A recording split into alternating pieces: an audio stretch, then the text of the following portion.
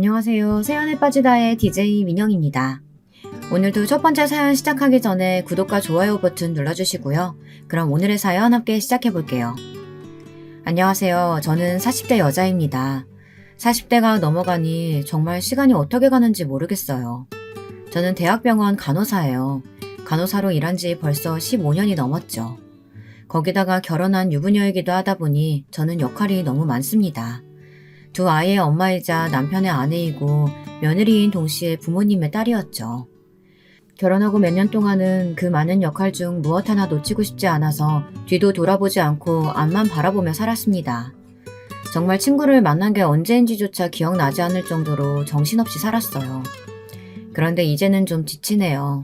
제가 아무리 잘하려고 노력하고 힘을 내봐도 곁에 있는 사람들이 도와주지 않으면 그것도 제 마음대로 되는 게 아니라는 걸 뼈저리게 느끼고 있습니다. 저는 아들만 셋인 집에 장남에게 시집가 졸지에 만만일이가 됐습니다. 남편은 시아버지께서 운영하시는 의료기기를 만드는 회사를 다니고 있어요. 제가 잠시 치과에서 간호사로 일할 때 자주 병원에 영업하러 오던 남편을 만나 2년 정도 연애하고 결혼을 했습니다. 사실 연애할 때는 남편네 회사가 그렇게 큰 회사인지 몰랐어요. 남편이 회사 사장님의 아들인지도 몰랐고요. 결혼하려고 시댁에 인사드리러 갔는데 집안이 꽤 어마어마했습니다. 알고 보니 시아버지께서 운영하시는 회사가 벌써 3대째 이어져 온 뼈대 있는 회사더라고요. 유명 대학병원에 들어가는 기계도 웬만하면 다 시아버지 회사에서 나온 의료기기였어요. 더군다나 남편만 빼고 시동생 둘은 다 의사예요. 사실 남편과 가까워진 계기도 의사라는 직업 때문이었습니다. 저도 어릴 적 꿈이 의사였어요. 고등학교 때까지 줄곧 저는 의사가 아니면 다른 건 아예 할 생각도 없었습니다. 의사라는 직업이 너무 멋있게 보였거든요. 그런데 성적이 그 정도가 되질 않아 결국 포기하고 말았습니다. 남편도 마찬가지였대요. 시아버지께서 대대로 의료기기 사업을 하시다 보니 의사들을 만날 일이 많잖아요. 시아버지 입장에서는 의사가 항상 갑이기도 했고요. 그러다 보니 시아버지께서는 의사라는 직업을 굉장히 대단하게 생각하세요. 그래서 아들 셋을 다 의대에 보내려고 했답니다. 그런데 아들 셋 중에 저희 남편만 공부를 못해서 의대에 가지 못한 거죠. 저는 그나마 고등학교 때 일찌감치 의대를 포기하고 간호대학을 갔지만 남편은 재수를 했어요. 나중에는 둘째 시동생이 의대에 먼저 붙는 바람에 시아버지께서 남편은 포기했답니다. 여기까지만 들어도 집안에서 남편의 입지가 어떨지 대충 예상이 되시죠? 장남이고 시아버지를 도와 함께 일을 하고 있었지만 시아버지께서 남편보다 시동생들에게 거는 기대가 더 크세요. 그런 모습을 볼 때마다 저와 남편은 그러려니 했습니다. 진호 저 녀석의 의사는 못됐어도 그나마 간호사 며느리라도 데려왔으니 장하지 뭐. 의사였으면 더 좋았겠지만. 시아버지는 농담처럼 말하기는 하셨지만 은연중에 의사 며느리를 바라셨나 보더군요. 그래도 제가 간호사라는 말을 듣고는 바로 결혼을 허락하셨어요. 같은 의료계 식구라나 뭐라나 하시면서요. 그런데 사실 간호사인 제 입장에서 시댁 식구 중에 의사가 있다는 건 썩 편하지만은 않아요. 어쨌든 병원 내에서 제가 의사들의 지시를 받고 움직이는 사람이니까요. 그런데 저희 시댁에는 하나도 아니고 둘이 있으니 만날 때마다 좀 불편하긴 했습니다. 안 하려고 해도 병원 일을 많이 이야기하게 되니까요. 그래도 시동생들은 둘 다 페이닥터로 개인 병원에서 일하고 있어서 저와 부딪힐 일은 없을 것 같아 다행이다 싶었습니다. 그런데 문제는 제가 결혼한 이후 벌어졌습니다. 시동생 둘이 제가 결혼한 뒤 몇 년 사이에 결혼을 했는데 하필이면 둘 다 의사와 결혼을 한 거예요. 그것도 둘째 동서는 저와 같은 대학병원에 근무하고 있는 의사였습니다. 같은 과는 아니었지만 병원에서 몇 번 본 적이 있는 사이였어요. 운명의 장난이었습니다. 동서 둘이 다 의사라니요. 저는 병원을 옮겨야 하나 말아야 하나 고민이 될 정도로 힘들었습니다. 시동생들의 결혼은 저에게만 고난이었지 시댁에는 경사였습니다. 시아버지께서 그렇게 좋아하시는 의사 며느리를 둘이나 보신 거니까요. 시아버지는 동서들만 보고 있으면 밥을 안 먹어도 배가 부르다고 하셨어요. 저는 자연스럽게 관심 받게 되어버렸죠. 신경 쓰지 않으려고 해도 신경이 쓰였어요. 그럴 수밖에 없는 게 제가 느끼기에 시부모님께서 며느리들을 대하시는 게 너무 달랐거든요. 며느리가 셋이나 있었지만 동서들은 가만 보면 무슨 대단한 손님 같았어요. 같은 며느리인데도 저와는 여러 면의 대우가 달랐습니다. 가족 행사가 있어서 시댁에 모이기라도 하면 시아버지는 동서들을 주방에 들어가지도 못하게 했습니다. 저는 당연히 주방에서 시어머니를 도와 일을 하는데 동서들에게는 자꾸만 방에 들어가서 쉬라고 하셨어요. 병원에서 하루 종일 힘들게 수술하고 온 애들을 뭐하러 불렀어? 저 귀한 손으로 주방에서 일이라도 하다가 다치기라도 하면 어떡해? 그건 우리가 죄 짓는 거야. 아이고, 며느리 사랑은 시아버지라다니만. 유나는. 그래, 뭐 할 것도 없는데 너희는 들어가서 쉬어라. 나랑 우리 큰며느리가 하면 되지 뭐. 이게 은근 서운합니다. 며느리로서 시댁일을 돕는 거야 저도 할 수 있습니다. 그런데 제가 맏며느리라 당연히 시어머니를 도와야 한다고 하시는 건지, 그게 아니면 저는 의사가 아니니까 저만 일을 하라시는 건지 괜히 혼자 마음속으로 자꾸만 곱씹게 됐습니다. 저도 의사였으면 동서들과 똑같이 대우해 주셨을까 싶기도 하고요. 더 짜증이 나는 건 동서들의 태도입니다. 한 달에 한 번도 시댁 행사에 올까 말까 하는데 가끔 와서 손 하나 까딱을 안 해요. 아무리 시아버지가 아무것도 하지 말고 앉아있으라고 해도 그렇지 저와 남편이 시어머니를 돕고 있는데도 꼼짝을 안 합니다. 다 큰 성인들이 식사 준비나 뒷정리 정도는 당연히 함께 해야 하는 거 아닌가요? 제가 시어머니와 함께 음식을 다 준비해 놓으면 동서들은 앉아서 먹기 바빴어요. 식사가 끝나도 치울 생각은 조금도 하지 않았죠. 상 차리는 건 나랑 남편이 했으니까 상 치우는 건 둘째네랑 막내가 같이 좀 해줘. 그러는 꼴이 너무 보기 싫어서 저는 대놓고 둘째 동서와 막내 동서에게 일을 시켰습니다. 시동생들한테도 같이 주방에 들어가서 하라고 했어요. 여럿이서 하면 금방 끝날 일이라고요. 형님, 아버님이 병원 일이 궁금한 게 많으시다고 식사 끝나면 차 마시면서 담소나주자고 하셨어요. 저희는 바빠서 아버님 많이 뵙지도 못하는데 온 김에 이야기도 좀 나누고 해야죠. 설거지 하는데 얼마나 걸린다고 그래. 후다닥 빨리 하고 과일 먹으면서 다 같이 담소 나누면 되지. 됐다 됐어. 저거 얼마나 된다고. 그냥 내가 하면 된다. 다들 앉아서 쉬어라. 제가 대놓고 말해도 동서들은 아주 요리조리 잘 빠져나갔어요. 거기다가 시어머니도 제게는 이거 해라 저거 해라 잘만 하시면서 동서들에게는 아예 시키지도 않으셨습니다. 저는 시어머니를 따라 주방에 들어가 왜 동서들한테는 아무것도 안 시키냐고 툴툴거렸어요. 시어머니는 저더러 혼자 일하게 해서 억울하냐고 하셨어요. 그래서 제가 너무 억울하다고 했습니다. 시어머니도 의사 며느리들은 불편하시대요. 시아버지가 하도 감싸서 뭘 시키기도 어렵고 본인들도 저렇게 앉아서 대접받으려고만 하는데 꼭 못돼 먹은 시어머니처럼 일 시키는 것도 싫다고요. 저는 살갑고 말도 잘 통하니 저와 함께 있는 게 편하시답니다. 저도 다 압니다. 편하다는 건 시어머니도 제가 만만해서라는 걸요. 하지만 어쩌겠어요. 저도 괜히 의사 동서들 틈에 껴서 시아버지에게 차별당하느니 그냥 주방에서 일하는 게 마음이 편했습니다. 근데 그것도 한두 번이지 이게 반복되다 보니 서운한 정도로 끝나지 않더라고요. 저희 시댁은 1년에 4번 제사를 지내요. 명절에도 온 가족이 다 모여서 크게 제사를 모십니다. 저는 결혼하고 시댁 행사에 한 번도 빠진 적이 없어요. 절대 빠질 수 있는 분위기가 아니었거든요. 제사하기 딱 일주일 전에 시아버지에게 연락이 옵니다. 며칠 몇 시부터 집안 여자들이 다 모여서 음식 준비해서 제사를 모셔야 하니 그날은 꼭 시간을 빼놓으라고요. 저는 대학병원에서 3교대를 하다 보니 시간을 맞추기 여간 힘든 게 아니었어요. 하지만 어쩔 수 없었습니다. 저는 자는 시간도 포기하고 시댁 행사에 참석했어요. 제삿날 저희 시댁뿐만이 아니라 시아버지의 형제분들 사촌의 육촌까지 모여 다 함께 제사를 모시거든요. 제사를 지내기 하루 전날 밤부터 전이며 음식을 준비하는데 같은 자세로 앉아서 계속 음식을 하다 보면 큰집 며느리 작은집 며느리 다들 불려와 함께 음식을 만들었어요. 집안의 장남들은 계속해서 손님들을 맞이하죠. 누구 하나 일이 생겨 빠지는 날이면 어른들께서 아주 호통을 치셨습니다. 이래서 조상님 덕을 보겠냐면서요. 저는 결혼한 지 한창 됐는데도 아직도 이런 집안이 있다는 게 믿기지 않아요. 저도 대학에 들어가기 전까지는 시골에 살았었는데도 시골에서도 본 적이 없는 분위기였어요. 처음엔 저도 놀랐습니다. 서울 사람들도 이렇게 힘들게 제사를 지내고 집안에 행사가 많은 줄은 몰랐거든요. 그런데 동서들은 예외였습니다. 둘째 동서가 생기고 나서 당연히 저는 동서도 함께 오는 줄 알았어요. 하지만 시아버지께서 아예 부르질 않으셨더군요. 제사 때 시고모 할머니께서 이 집 둘째 며느리는 왜 안 왔냐고 묻는데도 시아버지는 손사래를 치셨습니다. 아이고 우리 교수님이 얼마나 바쁜데요. 제사가 아무리 중요해도 사람 살리는 일하는 의사 선생님한테 전이나 붙이라고 하면 어떻게 해요.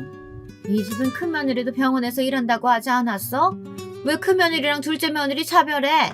큰며느리도 병원 빠지고 왔으면 둘째 며느리도 와야지. 고모님도 참 모르는 소리 하시네요. 간호사랑 의사랑은 엄연히 다르죠. 간호사야 대체할 수 있는 사람이 병원에 몇백 명이야 있지만 교수는 몇 명 안 되잖아요. 순간 주방에 있던 사람들이 모두 다 고요해지면서 다들 제 눈치를 보는데도 시아버지는 혼자 웃고 있었습니다. 시어머니는 제 손을 꼭 잡아주시면서 너무 서운해하지 말라고 하셨어요. 원래 저 정도밖에 안 되는 사람이라고 하시면서요. 시아버지가 형제들 다 있는 데서 남편을 시동생들과 차별하는 모습을 본 적이 있어요. 회사 일 이야기를 하면서 그 머리로 공부를 했으니 의대에 갈 턱이 있냐부터 시작해서 아버지가 다 떠먹여주는데도 못 처먹냐 하는 소리까지 하고는 하셨습니다. 그런 모습을 볼 때마다 언젠가 저도 동서들과 비슷한 상황이 생길 수도 있겠다 예상하지 않았던 건 아니에요. 하지만 막상 겪으니 기분이 상당히 나쁘더군요. 저는 제가 다른 사람보다 깡이 있는 사람인 줄 알았어요. 어릴 때부터 싫은 소리 많이 듣고 자라서 진작 면역이 생긴 줄 알았는데 그게 또 아니더군요. 싫은 소리는 언제 들어도 그냥 싫은 거였어요. 제가 병원에서 일하는 걸 친정엄마가 별로 좋아하지 않으세요. 제가 의사가 된다고 했을 때도 어머니는 항상 콧방귀를 끼며 좋아하지 않았습니다. 네 성적의 의사는 무슨 의사? 그리고 병원이 얼마나 답답하고 지저분한 곳인지 알아? 세상 천지에 좋은 데 다 놔두고 왜 아픈 사람들이나 드나드는 병원에서 일하겠다고 난리야. 친정엄마와 저는 사이가 별로 좋지 않았어요. 지금 제 모습에서는 상상할 수 없을 정도로 어린 시절엔 콤플렉스 덩어리였습니다. 그게 바로 친정엄마 때문이었어요. 저는 원래 욕심도 많고 꿈도 크게 가는 아이였습니다. 그런데 엄마는 항상 제게 부정적인 이야기만 하셨어요. 한창 꾸미는 것에 호기심이 많을 때도 옷도 이것저것 입어보고 입술도 발라보고 했었는데 그 모습을 보고 엄마는 호박에 줄 그으면 수박 되냐면서 저는 아빠를 닮아 인물이 없으니 나중에 성형수술을 해서 싹 뜯어고쳐야 한다고 했습니다. 하필이면 나를 안 닮고 인물이라고는 없는 지 아빠를 닮았나 몰라. 아무튼 나쁜 건 다 닮았다니까. 엄마는 하나밖에 없는 자식한테 그게 할 소리야? 고승호치도 자기 자식은 예쁘다고 한다는데 혹시 엄마 나 어디서 주워온 거 아니야? 그런 거면 지금이라도 빨리 친엄마한테 보내줘. 저는 가끔 엄마가 제 친엄마가 아닌 거 아닐까 의심한 적이 있었습니다. 그렇게 생각할 정도로 제게 매몰차게 굴었거든요. 내가 그랬으면 이혼할 때 너 데리고 왔겠니? 이게 기껏 데리고 사라졌더니만 고마운 줄도 모르고. 내가 언제 엄마한테 나 데리고 나와달라고 한 적 있어? 난 원래 아빠랑 살고 싶었거든? 인연이고 말하는 꼬라지 좀 봐. 네가 네 아버지랑 살았으면 잘 살았을 것 같아? 네 아버지는 가정에 아예 관심이 없는 사람이었어. 저도 철없던 시절이었기에 엄마에게 모진 소리를 퍼부었습니다. 그럴 때마다 엄마한테 머리고 등이고 두들겨 맞고는 했어요. 그러다 속이 상한 엄마는 저를 집에 혼자 두고 나가서 매일 술을 퍼마시고 들어왔습니다. 엄마는 우울증에 알코올 의존증이 심했거든요. 국민학교 때 아버지와 어머니가 이혼하신 이후 저의 모든 것이 달라졌습니다. 원래 유복하게 살았었어요. 정원이 있는 큰 집에서 살다가 부모님이 이혼하시면서 엄마가 저를 데리고 그 집을 나왔습니다. 저는 멀쩡한 집을 두고 나와 다 쓰러져가는 단칸방에서 엄마와 단둘이 살았어요. 저는 그 집이 너무 싫어서 어떻게 하면 다시 아빠한테 돌아갈 수 있을까 매일 밤 고민했습니다. 그러던 와중에 제가 중학생 때 엄마가 재혼하셨어요. 새아버지는 작은 동네에서 혼자 사시면서 농사를 지으시던 분이었습니다. 형편이 넉넉하지 않았어요. 서울로 대학을 올 때까지 새아버지와 함께 살았지만 저는 그 집에 마음을 붙이지 못했습니다. 저에게 아버지는 오로지 한 분이었으니까요. 아버지와 사는 지역이 달라 자주 보지는 못했지만 한 달에 한 번씩 학교 앞으로 찾아와서 맛있는 것도 사주시고 좋은 옷이며 가방, 용돈도 넉넉히 주고 가셨습니다. 그리고 항상 힘든 일이 있으면 아버지에게 연락하라고 했어요. 저는 엄마와 새아버지가 있는 다 쓰러져가는 집이 아니라 아버지가 사는 집으로 가고 싶다고 졸랐습니다. 이제는 아버지와 살면 안 되냐고요. 그때 아버지의 곤란해하던 눈빛이 지금까지도 생생해요. 나중에 엄마에게 듣기로는 아버지한테도 애인이 있다고 하더라고요. 네 아빠라는 사람 원래 옛날부터 여자 관계 복잡했어. 지금도 여자가 한둘이 아닐걸? 증거 있어? 증거도 없으면서 엄마는 왜 아빠를 이상한 사람 만들어? 인연이 지금까지 먹여주고 키워준 게 누군데 맨날 지 아비 편만 들어 못돼 처먹은냐. 친정엄마는 이혼하고도 매일 제게 아버지 욕을 하셨어요. 어떨 땐 아버지의 바람기 때문에 이혼했다고 하기도 하고 어떨 땐 아버지가 가정에 소홀해서 너무 외로웠다고 하셨죠. 저는 아버지를 누구보다 존경하고 좋아했기 때문에 엄마가 아버지 욕을 하는 게 싫었어요. 그리고 매일 툭하면 신세 한탄하며 울고 짜는 엄마도 싫었습니다. 제 머릿속에는 어떻게든 엄마 품을 떠나 서울로 대학에 오고 싶다는 생각뿐이었습니다. 아버지가 계신 서울로요. 하루라도 빨리 독립하고 싶었어요. 그나마 다행인 건 친정엄마와 새아버지 사이가 좋다는 겁니다. 새아버지는 엄마의 이상한 성격을 다 받아주시는 너그러운 분이셨거든요. 그런데도 저는 그 집에 함께 있는 게 전혀 행복하지 않았어요. 저만 이방인 같았습니다. 지금도 마찬가지입니다. 시댁에 가면 저는 항상 어디에도 끼지 못하고 이방인이 된 것 같아요. 막내 동서까지 들어오고 나서는 더 심해졌죠. 동서 둘은 같은 의사라는 거 말고도 공통점이 많았어요.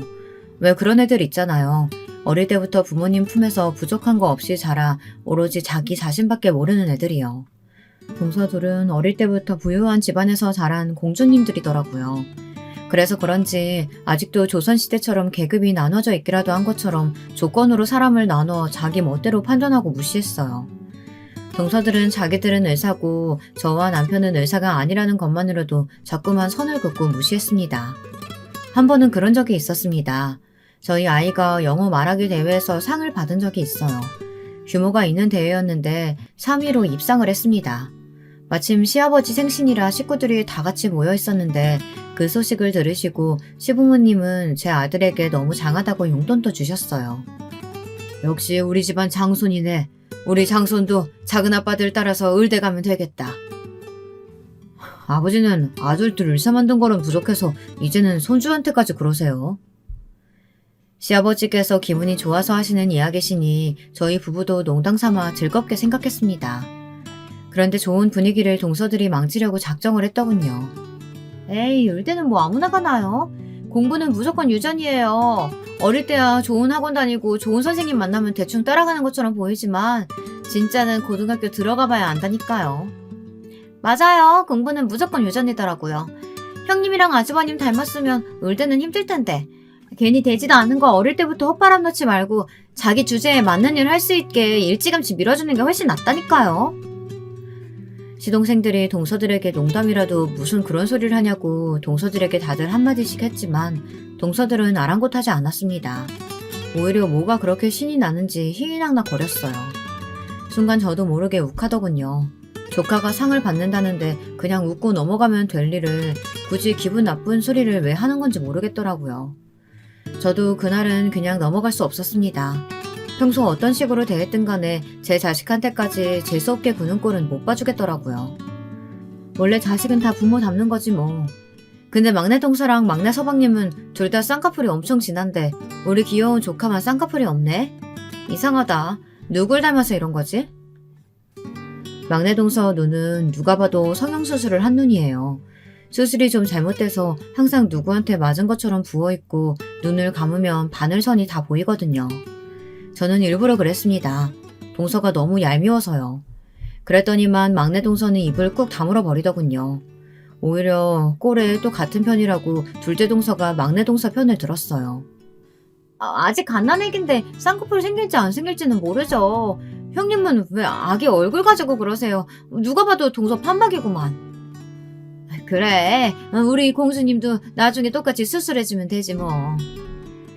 둘째 동서가 편을 든다고 했지만 시어머니가 제 편을 들어주셔서 빨개진 막내 동서의 얼굴은 식을 줄을 몰랐습니다. 수술 이야기에 시동생들까지 다들 박장대소를 했거든요. 대충 농담을 주고받는 분위기로 잘 마무리되기는 했지만 집에 돌아오는 길에 남편은 저를 걱정했어요. 동서 둘이 쿵짝이 맞아 편먹고 괴롭히니 힘들지 않느냐고요. 물론 기분이 좋진 않죠. 하지만 철없는 애들이 하는 장단에 놀아나고 싶지는 않았습니다. 제가 잘못한 것도 없는데 괜히 동서들한테 지고 싶지는 않았거든요. 동서들의 만행은 거기서 끝나지 않았어요. 제가 쌍꺼풀 이야기한 게 기분이 상했는지 자기들끼리 저를 골탕 먹이려고 작정을 하고 있었더라고요. 글쎄, 명절날 둘 다 작정하고 시댁에 안 왔어요. 제삿날 안 오는 거야 저도 이해합니다. 며느리한테 시댁 제사가 의무인 것도 아닌데 오고 말고는 각자 알아서 할 수 있는 거니까요. 하지만 명절은 달랐습니다. 저희 시댁은 설 명절에 일이 무진장 많아요. 유부 선배님들이야 벌써 제사 규모만 보고도 아셨겠지만 명절날 시댁으로 식사할 때마다 오시는 손님이 셀 수 없이 많습니다. 만두를 몇백 개씩 빚는 것부터 시작해서 음식을 거의 20가지 정도를 시어머니가 직접 다 하세요. 시집 온 첫날부터 저는 몸살이 났었어요. 그 전까지 3교대 간호사 생활을 하면서도 흔한 감기 한 번 안 걸린 제가 명절 한 번에 몸살이 났으니 보통 일이 아닌 거죠. 시어머니는 제가 시집 오기 전까지 이 큰일을 항상 혼자 해오셨으니 정말 대단했습니다. 너는 장남이라는 놈이 손님들 오시는데 주방에서 뭐 하는 거야? 당장 나와서 술도 따르고 심부름도 해야지. 재수씨들이 둘 다 안 와서 일이 너무 많아요. 올해 손님 맞이는 아버지가 다 알아서 하세요. 저는 우리 아내 또 아플까봐 걱정돼서 도저히 안 되겠어요. 지 엄마 고생할 때는 아는 척도 안 하더니만 지 마누라 고생시킬까봐 앞치마 다 메고 오래 살고 볼 일이다. 그러니까 재수씨랑 애들한테 빨리 연락해서 오라고 하세요. 명색이 장가가고 시집 왔으면 명절날 어린데 뵈러 오는 게 당연하지. 어떻게 이렇게 코빼기도 안 보여요? 아무리 바쁘고 일이 많아도 남편은 이건 아니다 싶었는지 처음으로 화를 냈습니다. 그런데 그런 남편에게 시아버지가 오히려 더 화를 냈어요. 네 동생들이랑 재수씨들이 보통 사람들이랑 같냐? 큰일하는 사람들이 집안일까지 어떻게 신경 써? 그런 일은 너희가 알아서 하면 되지. 시아버지 말에 한마디 더 하려고 나서려는 남편을 제가 말렸습니다. 저희가 백날 말해봐야 소용없다는 걸 너무 잘 아니까요. 사실 저도 동서들이 들어오면 좀 나아질 줄 알았어요. 시아버지가 저는 몰라도 의사 며느리들 눈치는 보시니 동서들도 힘들다고 하면 시아버지가 좀 고집을 꺾으실 줄 알았거든요. 그런데 이게 웬걸 고집이 꺾이기는커녕 동서들은 둘 다 아예 오지를 않았습니다. 명절날 근무해야 한다는 말도 안 되는 핑계를 대면서요. 물론 명절에도 대학병원은 열기는 해요. 당직 선생님들과 간호사들도 교대를 근무합니다. 하지만 그래봐야 하루, 길어봐야 이틀이에요. 절대 명절 내내 근무하지는 않습니다. 더군다나 교수들은 거의 나오질 않아요. 병원에서는 3교대하는 간호사가 제일 바쁩니다. 저도 명절마다 병원에 눈치가 보이지만 그래도 시댁에 오는 날은 최대한 맞추려고 노력해요. 동서들이 일부러 시댁에 오지 않은 거라는 확신이 들자 저는 모든 게 다 억울해지기 시작했습니다. 만두를 빚다가도 전을 부치다가도 명색이 며느리가 셋인데 왜 저만 와서 이 고생을 하고 있나 짜증이 나더라고요. 어머님 아버님도 너무 하시는 거 아니야? 의사만 아들 며느리고 우리는 아무렇게나 부려먹어도 되는 무술이냐고. 이런 식이면 나도 추석부터는 그냥 근무할 거야.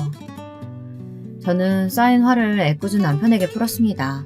그래도 화가 풀리지를 않더군요. 시동생들과 동서들은 거짓말을 한 게 맞았어요. 제가 병원에 전화해서 알아보니 둘째 동서도 명절엔 출근을 안 했다고 하더군요. 진실을 알게 된 남편은 저보다 더 화를 냈어요. 엄연히 자기가 한 집안의 장남인데 귀강을 너무 안 잡았다면서 이대로 두고만 보고 있지 않겠답니다. 그러더니만 갑자기 시동생들에게 전화를 걸었어요. 그리고 소리쳤습니다. 지금 당장 재수씨들을 데리고 집으로 오라고요. 저는 뭔가 일이 커지는 것 같아 가슴이 뛰었지만 한 번은 짚고 넘어가야 할 일이라고 생각했어요. 동서들이 저를 골탕 먹이겠다고 일부러 그런 거라면 본때를 보여줬어야 했으니까요. 재수씨, 병원에 알아보니까 오늘 근무 없으시다던데요. 설마 명절 음식 하기 싫어서 근무한다고 거짓말하고 시댁에 안 온 거예요? 아니에요. 병원에 급한 일이 있어서 새벽에 잠깐 나갔다가 들어왔어요. 제가 새벽에 잠을 못 잤더니만 너무 피곤해서 집에서 잠깐 쉬었다가 오려고 했어요. 막내 재수씨는요?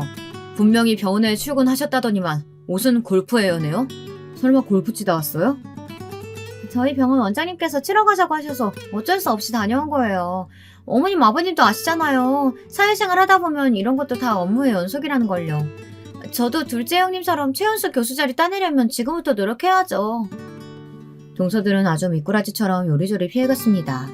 시아버지와 의사 며느리들이 뭘 하든 상관없는 눈치였지만 시어머니는 좀 달랐습니다. 당신이 평생 명절이든 제사날이든 혼자 음식 준비하느라 고생한 걸 뻔히 다 아는 아들들까지 마누라들 등살에 못 이겨 거짓말을 하려고 했다는 게 서운하신 것 같더라고요. 표정이 좋지 않으셨어요. 텔레비전에서 요즘 며느리들은 1년에 꼴랑 2번인 명절도 시댁에 오기 싫어서 가짜 깁스까지 사서 낀다더만 우리 집안도 별반 다르지 않구나. 다 꼴 보기 싫으니까 명절이고 나버리고 너희 다 친정에 가버려. 시어머니는 생각보다 더 실망하셨는지 하던 음식들도 다 내팽개치시고는 저희더러 다 친정으로 가버리라고 소리를 지르셨어요. 쾅 소리가 날 정도로 문을 세게 닫고 방에 들어가 버리셨습니다.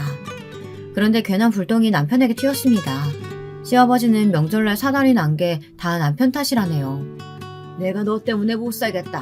바쁜 의사 동생들 굵기 잡는 것도 모자라서 의사 재수씨들까지 불러가지고 손윗사람 노릇하는 거냐? 너는 팔자 편하게 내 밑에서만 일해봐서 다른 일은 아예 몰라서 그래. 어디 병원 일이 쉬운 줄 알아? 힘들게 일하고 명절 때 좀 쉴 수도 있지. 왜 괜히 분란을 들어? 아버지가 이렇게 이해심이 넘치는 줄은 몰랐네요. 그럼 공평하게 해야죠. 왜 매번 제 아내만 불러가지고 고생시키는데요? 자꾸 이런 식으로 자식 차별하시면 저희도 제사고 명절이고 안 올 거예요. 동서들이 잘못한 걸 괜히 욕은 저희 부부가 먹고 남편과 시아버지는 심하게 다퉜습니다. 안 그래도 시아버지가 남편과 시동생들을 차별하시는데 그날 이후 시아버지에게 남편은 미운 털이 아주 단단히 박혔죠. 저와 남편의 존재감이 더 떨어졌습니다. 시아버지는 매번 남편이 하는 일이라면 뭐든 탐탁지 않아 하셨어요. 그러다 보니 동서들의 거만은 하늘을 찔렀습니다. 그러던 어느 날이었어요. 시아버지 회사에 큰 행사가 있었습니다. 새로운 의료기기를 홍보하는 행사였는데요. 병원 사람들이 참석하는 자리다 보니 시아버지는 의사 아들들과 며느리들을 모두 다 대동하고 행사장에 가셨어요. 당연히 저와 남편도 참석했지만 위치가 달랐습니다. 남편은 회사 직원들과 함께 행사 준비하느라 정신없이 바빴어요. 저는 어디에 껴야 할지 몰라 행사장만 어슬렁거리고 있었습니다. 그러던 중 동서들이 앉아 다가를 즐기고 있는 모습을 발견했어요. 저는 동서들이 있는 테이블로 갔습니다. 사이가 어떻든 저도 한 가족인데 같이 있을 수 있으니까요. 그런데 제가 너무 많은 걸 바랬나 봅니다. 제가 자리에 앉자마자 갑자기 동서 둘이 영어로 대화하기 시작했어요. 저는 순간 미간이 구겨질 정도로 기분이 나빴습니다. 제가 앉기 전까지 둘이 시시덕거리고 있는 걸 분명히 봤는데 제가 앉자마자 진지하게 영어로 대화하다니요. 충분히 고의적이라고 생각할 수밖에 없었습니다. 저는 기분이 나빠도 한번 참고 먼저 대화를 시도했어요. 무슨 이야기들을 그렇게 진지하게 하냐고요. 어머, 형님은 못 알아들으셨겠구나? 저희가 배려심이 부족했어요. 사실 별 얘기는 아니고 최근에 제가 본 논문이 있어서 동서랑 공유하고 있었거든요. 형님이랑 이야기하다 보면 항상 느끼는 거지만 정말 존경스러워요. 최연소로 교수 되신 것도 대단하신데 항상 이렇게 연구하고 공부하시는 모습 너무 멋있다니까요. 집안에 이렇게 대단한 분이 있다는 게 얼마나 자랑스러운지 몰라요. 저도 꼭 형님처럼 되고 싶어요. 저도 의료 용어는 대부분 알아요. 그런데 동서들이 주고받는 대화에는 전혀 의료 용어가 들리지 않았습니다. 제 자격지심인지는 몰라도 동서들이 그냥 저를 따돌리고 무시하려고 하는 행동으로밖에 느껴지지 않았습니다. 그뿐만이 아니었습니다. 동서 둘은 제가 생각한 것보다 훨씬 더 많은 걸 공유하고 있더라고요.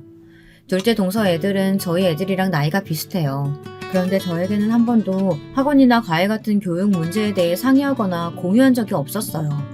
그런데 둘째 동서가 막내 동서한테 아이들 유치원이며 학원 도우미까지 소개했더라고요. 제가 육아하면서 병원 일까지 하느라 도우미분을 못 구해서 고생한 적이 여러 번 있었어요. 그래서 시어머니에게 애들을 부탁한 적도 있었습니다. 당연히 동서들도 알고 있어요. 제가 주변에 아는 분 있냐고 물은 적도 있었거든요.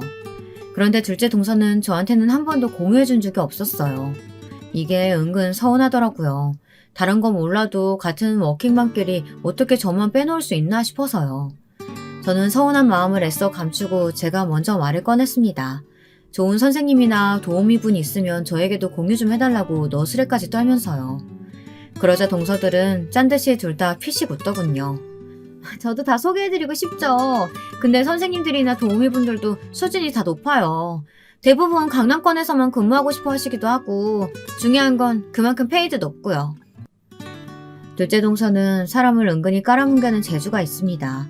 돌려 말하나 싶다가도 결국 사람을 무시하는 거죠. 내가 말 안 했나? 우리 친정도 강남권이야. 친정 아빠한테 말씀드리면 그쪽에서 수업 받아도 돼. 그리고 사람만 마음에 들면 페이가 아무리 비싸도 우리도 충분히 마셔드릴 수 있어. 형님 친정 지방인 거 우리가 다 아는데 왜 거짓말을 하고 그러세요? 형님이 그러시니까 우리가 괜히 형님 무시한 것 같잖아요. 동서, 그게 거짓말이 아니라 에이, 동서 됐어. 형님 민망하게 무슨 그런 소리래. 알았어요. 형님, 제가 생각이 짧았어요. 제가 저희 선생님께 잘 말씀드려서 소개해드릴게요. 둘째 동서가 제 말을 자르더니 사람 좋은 척 인자하게 미소를 지으며 저에게 미안하다고 사과하는 거 있죠. 그건 진심으로 미안해해서 하는 말이 아니었어요. 눈빛에는 저를 무시하는 마음이 그대로 깔려 있었거든요. 저는 이제 더는 동서들과 잘 지내기 위해 노력하지 않기로 했습니다. 저도 할 만큼 했어요. 동서들한테 싫은 소리도 해보고 먼저 다가가 잘 지내려고 노력도 했어요. 하지만 아무것도 통하지를 않았습니다. 저도 일에 육아에 이것저것 신경 쓸 게 한두 개가 아닌데 굳이 동서들에게까지 신경 쓰고 싶지 않았습니다. 지금까지야 저도 알게 모르게 괜히 저만 간호사라는 거에 시아버지 앞에서 주눅이 들어 할 말도 다 못하고 살았지만 이제는 저도 제 성격대로 하기로 했어요. 그러던 중에 둘째 동서 생일이었습니다. 워낙 시댁에 행사가 많다 보니 형제들이나 며느리들 생일은 원래 각자 다들 알아서 했었는데 그날은 둘째 동서가 웬일인지 자기네 집에서 굳이 생일 파티를 하겠다며 온 식구를 다 불렀어요. 저는 은근 부담됐습니다. 다른 사람도 아니고 우리 집안의 자랑인 교수님 생일이니 생일 선물을 뭘 해야 하나 걱정되더라고요. 남편은 어차피 뭘 해줘도 동서가 고마워할 리 없다면서 그냥 대충 구색만 갖춰가자고 했습니다.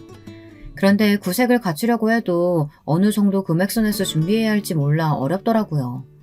마음 같아서는 막내 동서와 상의하고 싶었지만 괜히 또 듣기 싫은 소리나 듣고 빈정만 상할 것 같아 그만뒀습니다. 저는 고민 끝에 백화점 상품권을 준비했어요. 남편 말대로 제가 뭘 사다 줘도 동서는 마음에 들어 할 것 같지 않았거든요. 퇴근하고 동서네로 가는 길에 케이크도 하나 샀습니다.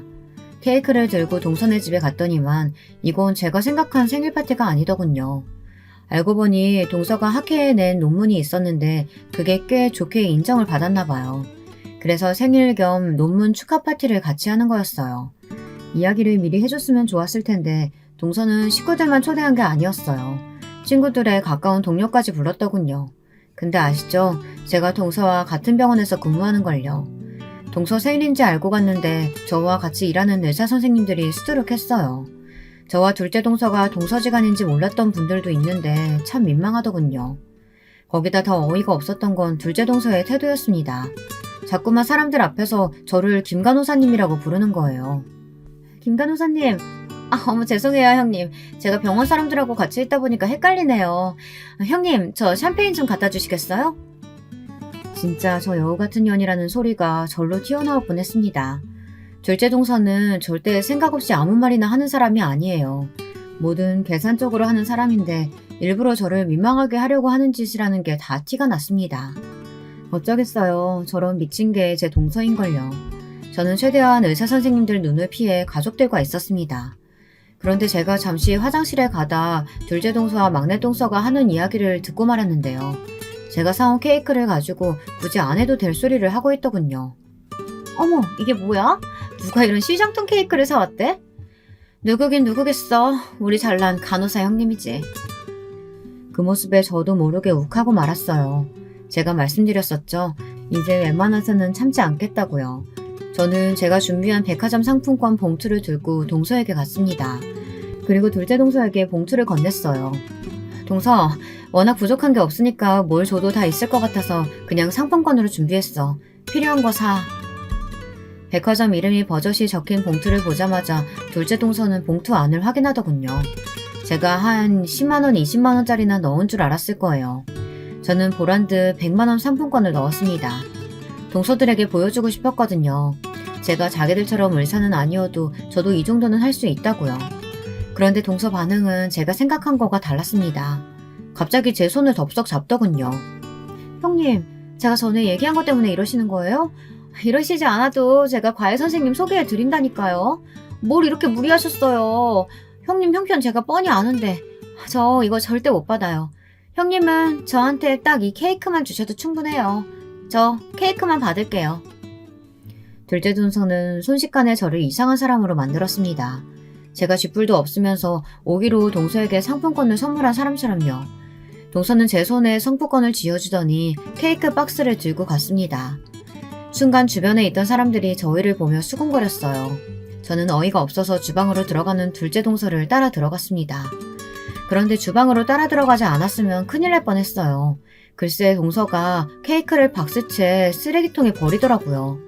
저는 순간 꼭지가 돌아버렸습니다. 제 생에 그 정도로 화가 난 건 처음이었어요. 저는 저도 모르게 미친 듯 달려가 동서를 벽으로 밀어버렸습니다. 도대체 무슨 짓을 하는 거냐고 소리를 지르면서요. 동서, 머리가 좀 어떻게 된 거 아니야? 아무리 사람이 못돼 먹어도 그렇지 어떻게 내가 사온 걸 그대로 버릴 수가 있어?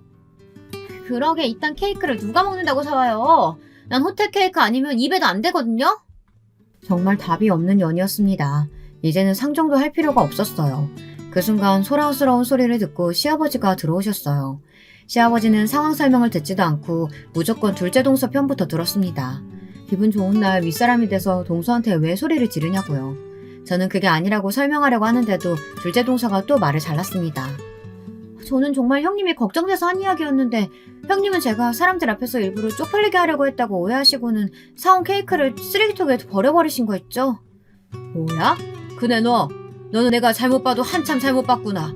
손윗 사람이 본보기를 보이지는 못할 망정 아랫사람을 괴롭혀? 아버님, 그런 게 아니고요. 케이크는 제가 아니라 동서가 버렸어요. 이딴 케이크 안 먹는다고 쓰레기통에 버렸다고요. 됐다. 내가 살다 며느리들끼리 서로 헐뜯고 싸우는 꼴이나 보고. 이래서 윗사람이 잘 들어야 하는 건데 수준이 안 맞으니 매일 분란이 나는구나. 시아버지는 자기 할 말만 하시고 주방을 나가버리셨습니다. 저는 정말 울컥해서 눈물이 펑펑 쏟아졌어요. 그날 저는 능력 있는 동서를 시샘해서 동서한테 형님 노릇이나 하는 이상한 여자가 되어 있었습니다. 물론 남편은 사실이 아니라는 걸 아니 밤새 저를 위로해줬죠. 제가 밤새 울며 불며 하소연하자 남편은 이대로 시댁과 인연을 끊겠다고까지 했어요. 자기도 지긋지긋하다고요. 하지만 그게 어떻게 되겠어요. 남편은 평생 시아버지 회사에서 일한 사람인데 시댁이랑 인연을 끊으면 지금 당장 일자리를 잃을 거예요. 남편은 다른 직장을 알아보겠다고 했지만 저는 마음이 편하지 않았습니다. 나중에는 이게 다 괜히 제가 동서들을 견제해서 문제가 불거진 건 아닌가 싶기까지 하더군요. 그러던 와중에 시어머니 칠순잔치 날이 되었어요. 둘째 동서 생일 이후에 처음 있는 시댁 행사라 저는 가기 망설여졌습니다. 그래서 일 핑계대고 가지 말까 고민했지만 그래도 시어머니의 칠순인데 거짓말까지 하고 참석하지 않은 건 예의가 아니라는 생각이 들었습니다. 저는 일단 부딪혀보기로 했어요. 남편은 애들 데리고 먼저 식당에 가 있겠다고 해서 저는 교대 근무가 끝나는 대로 바로 식당으로 갔습니다. 주차장을 찾아 들어가는데 식당이 한눈에 봐도 고급스러워 보이더군요. 평소 미식가라 고급 재료를 사용하는 맛집이라고 하면 안 가본 데가 없는 둘째 동서가 예약했으니 어련한가 싶었습니다. 식당 입구 쪽에 동서들 차가 나란히 보이길래 저도 빈자리에 주차하려고 들어갔어요. 그런데 그때 입구에 서있던 둘째 동서가 불이 나게 달려오더니 제 차 앞을 가로막았어요. 저는 놀라서 차를 세우고 운전석에서 내렸습니다. 그리고 동서에게 소리쳤어요.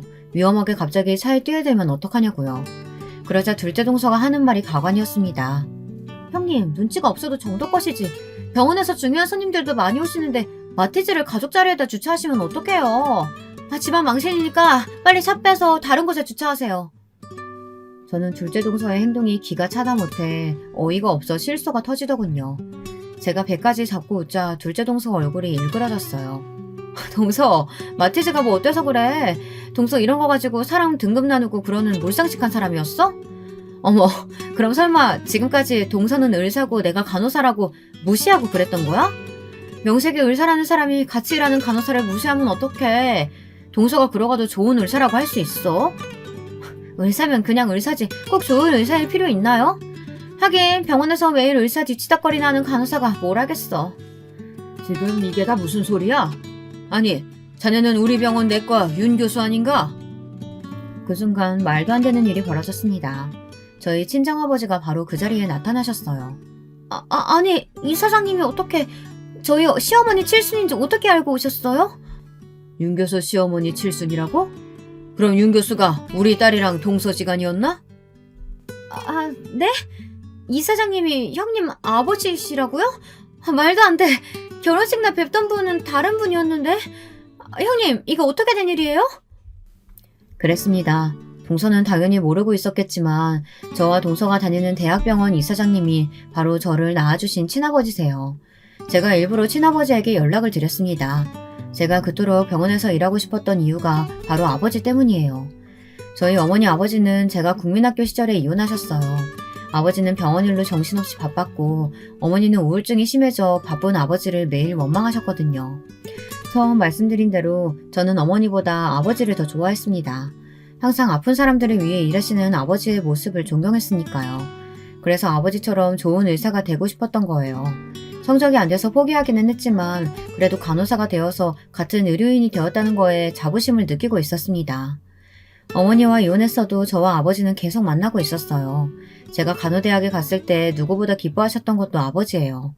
어머니께서 제 등록금을 내주지 않겠다고 했을 때 도와주신 분도 아버지였습니다. 사실 호적상 아버지도 새아버지고 결혼식 때도 새아버지가 오셨기 때문에 제가 이사장님의 친딸이라는 사실을 아는 사람은 거의 없어요. 그랬으니 둘째 동서도 몰랐던 게 당연합니다. 지금까지 제가 시골에서 농사나 짓는 부모님 밑에서 자란 별 볼 일 없는 간호사인 줄만 알았던 동서는 졸지에 입에 거품을 물고 있었습니다. 윤 교수, 사람 그렇게 안 봤는데 원래 사람 막 무시하고 그러는 사람이었나? 동서지간이기 전에 어쨌든 같은 병원에서 근무하는 간호사 선생님인데 어떻게 이렇게 무례하게 굴 수가 있어? 자네한테 정말 실망했네. 아버지는 그대로 혀를 끌끌 차며 식당 안으로 들어가셨습니다. 둘째 동서는 아버지에게 애써 변명하려고 따라가려다가 도저히 안 되겠는지 저에게로 달려왔습니다. 그러더니만 한다는 말이 꼴 같지 않더군요. 형님, 제 마음 아시죠? 제가 형님이랑 친하게 지내고 싶어서 장난친 거잖아요. 아휴, 이사장님이 오해하셨나 보다. 오해 같은 소리 하고 있네. 동서 진짜 여우 같은 건 내가 진작 알고 있었는데 내가 이사장님 딸인 거 알자마자 이렇게 180도 달라질 줄은 몰랐네. 형님, 뭐 하시는 거예요? 아우, 이 거지 같은 마취질을 이따위로 주차하면 어떡해요? 빨리 차 빼요. 그때 마침 막내 동서도 나와서 제 차를 가지고 한 소리 했습니다. 그러자 둘째 동서가 손사래를 치며 막내 동서에게 호통을 치더군요. 동서, 어디 감히 형님한테 그따위 소리를 해? 동서가 지금 당장 달려와서 형님 차 다시 주차해. 저기 제일 좋은 자리에, 우리 이사장님 차 바로 옆자리에다가. 둘째 동서는 곧바로 막내 동서에게 다가가 귓속말을 속삭였습니다. 그러자 막내 동서는 헐레벌떡 달려와 제 차를 다시 주차까지 해주더군요. 태세 전환이 장난이 아니었어요. 매일 시댁에 올 때마다 자기들은 의사고 내가 간호사라고 이것저것 시키면서 재수없게 굴더니만 제 앞에서 쩔쩔매는 모습을 보니 아주 볼만하더군요. 제가 식당 안에 들어가려고 하자 동서 둘이 제 양쪽으로 오더니 팔짱을 꼈습니다. 형님, 저한테 기분 나빴던 거 있으시면 지금 다 얘기하세요. 제가 다 하나하나 사과드릴 수 있어요. 둘째 형님은 좀 기다리세요. 큰형님, 저 이번에 형님 명의 병원으로 옮기는 거 아시죠? 이사장님, 아니 아버님께 저 좀 잘 봐달라고 이야기 좀 해주세요. 아셨죠?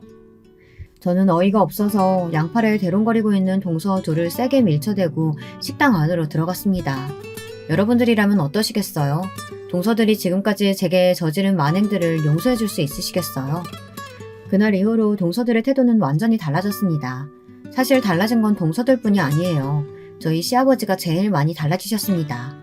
저희 친아버지가 대학병원 이사장이라는 사실을 아시자마자 저에게 제발 한 번만 자리를 마련해달라고 사정을 하셨어요. 그러면 사업에 큰 도움이 될 거라고요. 저는 이때다 싶었습니다. 아버님, 그럼 저희 남편 아버님 뒤 이어서 회사 경영에도 참여할 수 있는 거죠?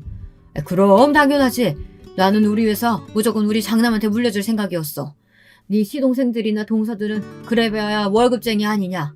우리 사돈이 대학병원 이사장님인데 앞으로 우리 장남한테 얼마나 큰 힘을 실어주시겠어? 역시 사업하시는 분은 다르더군요. 뭐가 당신에게 이익인지 바로 파악을 하셨어요. 이럴 줄 알았으면 진작 아버지를 만나게 해드릴 걸 그랬더군요. 그날 이후 저의 시댁 생활은 아주 평화로워요. 동서들은 병원에서도 저만 보면 달라붙어서 온갖 야양을 다 떱니다. 시댁에서도 마찬가지고요.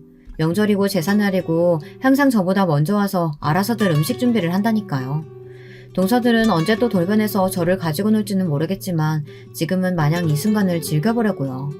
그래도 제 앞에서 쩔쩔매는 동서들을 보니 속은 시원합니다. 여러분도 가까운 사람들에게 말도 안 되는 무시와 모욕을 당했던 일이 있으시면 댓글 달아주세요. 저도 제 속 이야기 글로 써보니 속이 좀 풀리는 것 같더라고요. 지금까지 저의 긴긴 이야기 들어주셔서 감사합니다. 여러분, 두 번째 사연 시작하기 전에 좋아요와 구독 꼭 눌러주실 거죠? 그럼 두 번째 사연 바로 시작합니다. 저란 존재가 어떤 집안에서 태어났는가 하면 말 그대로 찢어지게 가난한 집구석에서 태어나 자라왔습니다. 사회복지 시스템이 지금에 비할 바 못될 만큼 열악하였던 시절이었죠. 그러나 또 한편으로는 지금에 비하자면 가난에 대한 수용성이 아주 달랐던 그 시절이었습니다. 오늘도 배고프고 춥다. 그래도 어쩔 수 없는 거니까. 그리고 우리 집만 이렇게 사는 건 아니겠지. 어렸던 저는 그리 중얼거리곤 했었죠. 지금 시절에 제가 태어나서 그 정도의 가난에 던져졌다면 부모에 대한 원망과 이따위로 불공평한 세상을 향해 저주를 퍼붓는 것을 쏟아냈을 게 분명합니다. 그러나 그 시절에는 알게 뭡니까? 지금처럼 스마트폰으로 우리나라 전역은 물론 전 세계를 들여다볼 수 있는 세상이 오리라고는 그때는 상상조차 하지 못했던 것을요. 하여간 저는 그런 집안의 장녀였습니다. 제 밑으로는 남동생과 여동생이 있었습니다. 저희 삼남매는 코올리게 시절부터 가난에 순응해가며 자연을 벗삼아 놀고는 하였습니다. 입에 풀칠하기에 바쁜 집안에서는 자연스레 공부, 학업이라는 게 멀어집니다. 배에 든 게 있어야 에너지가 나와서 공부도 하고 머리도 돌아가는데 그런 전제 자체가 깔리지 않았으니까요. 그래서 저희 삼남매는 배에서 울리는 꼬르륵 소리를 익숙하게 들어가며 하염없이 그저 시간을 보냈고 의미 없는 하루하루를 흘려보냈던 아이들로 살았습니다. 겨울이면 볼이 트고 발이 얼고 손이 굳어서 아무것도 할 수 없었죠. 신기한 게 바깥이나 집안이나 똑같이 추웠어요. 나름 실내랍시고 그래도 바깥과는 뭔가 차별점이 있어야 마땅했을 것인데 그런 것도 하나 없이 바뀌고 아니고 동상에 걸릴 만큼 겨울이면 늘 추웠습니다. 나이가 먹을 만큼 먹은 지금에 와서는 저는 그때를 회상하며 신기해합니다. 그런데도 용케 안 죽고 살아남아서 지금까지 인생을 이어온 것이 믿기 어려워서 그렇습니다. 그만큼 어느 날 갑자기 횟가닥 죽어버린다고 하여도 납득이 가능할 정도로 열악했던 환경이었어요. 빨리 밥때가 되면 좋겠다. 그래야 불을 떼서 온기라도 느낄 수 있지. 개 떨듯이 달달 떨어댔던 저희 삼남매가 기다렸던 것은 밥 시간이었습니다. 언감생심 불을 떼는 것도 종일 뗄 수가 없었기에 밥을 지을 때만 저희 집은 불을 뗄 수가 있었으니까요. 어린 시절에는 아버지, 어머니 두 분이 저희 삼남매가 바라보는 세상에 전부나 다름없었습니다. 부모님이 세상의 중심이고 지도자였기 때문에 그 두 분을 투영해서만 세상을 바라보았어요. 그래서 저희 삼남매는 왜 가난한가를 궁금해하지 못했던 것 같습니다.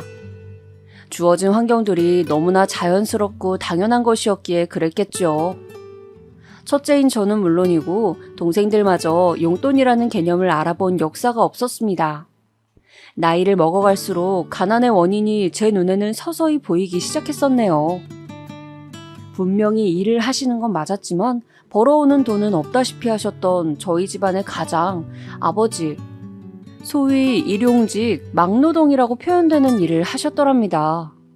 제가 알기로는 어딘가에 특별히 소속되어 있지도 않으셨습니다. 그러니까 일감이 어딘가에서 생기면 그걸 받아다가 일을 하셨고 그게 없을 때면 집에서 가만히 주무셨어요. 그렇게 주무실 때면 저희 삼남매를 향해 이런 잔소리를 꼭 날리시곤 하였죠. 안 그래도 좁은 집 구석에서 뛰어다니지 마라. 더 좁게 느껴진다. 그 소리를 듣고 나면 저희 삼남매는 조용히 발소리를 죽이며 집 밖으로 나가서 놀궁리를 하였습니다. 해진 신발들을 신고 있을 때면 방에서 크게 들려오던 아버지의 목소리. 밖에서 너무 멀리까지 뛰어가지 마라. 그래봤자 다리만 아프고 배가죽만 일찍 들러붙는다. 어차피 다 아는 풍경인데 뭐하러 그걸 보려고 멀리 나가겠어? 안 그러냐? 그 잔소리를 뒤로한 채 저희 삼남매는 밖에 나가서 시간을 보냈었죠. 집에 먹을 것이 궁하니 괜히 열심히 놀아서 배를 빨리 꺼뜨리지 말라던 아버지의 당부가 저는 나이가 들수록 못내 슬프고도 기이하게 느껴졌습니다. 아버지는 특히 한겨울에는 일감이 없어서 집에서만 계셨던 것 같아요. 그 드물게 들어오는 일감마저 끝내고 나면 같이 데리고 일을 하셨던 인부들에게 돈을 먼저 챙겨주셨기에 실상 아버지가 손에 쥐는 것은 정말로 얼마 되지 않았습니다. 정식으로 소속되어 있는 입장도 아니었으며 하청의 하청 수준이었기 때문에 돈이 제때 잘 들어오지도 않았죠. 중학교 때부터 맞이인 제가 철이 가장 먼저 들었습니다.